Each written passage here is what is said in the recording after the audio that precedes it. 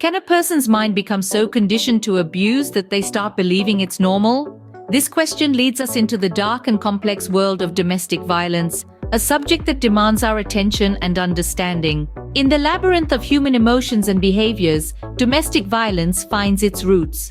It's a cycle, vicious and relentless, often stemming from deeply ingrained psychological issues. The abuser, more often than not, is a victim of their own mental turmoil. This, however, doesn't justify the violence but rather points towards a need for psychological intervention. To comprehend the psychology behind domestic violence, it helps to delve into the theory of learned helplessness. This theory, proposed by psychologist Martin Seligman, suggests that repeated exposure to uncontrollable events can lead to a state of helplessness. When applied to domestic violence, victims often endure the abuse because they start to believe they have no control over their situation. Over time, they may even start to blame themselves, leading to a damaging cycle of self-deprecation and further abuse.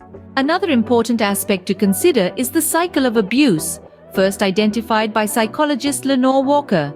It consists of 4 stages: tension building, incident, reconciliation, and calm. This cycle tends to repeat itself, creating a pattern that's difficult to break without intervention. In the tension-building phase, abusers may become increasingly edgy, leading to a hostile environment. This escalates into the incident phase, characterized by episodes of physical, emotional, or sexual abuse. Following the incident comes the reconciliation phase, where the abuser may apologize profusely, promise to change, or even deny the abuse altogether. Finally, during the calm phase, the abuser may behave as if nothing happened, and the victim might hope that the abuse has ceased, but unfortunately this is usually a temporary respite before the cycle starts again. Understanding the psychological aspects of domestic violence creates a foundation for effective intervention strategies. It's essential to create a supportive environment for victims, providing them with resources to escape the abuse and rebuild their lives.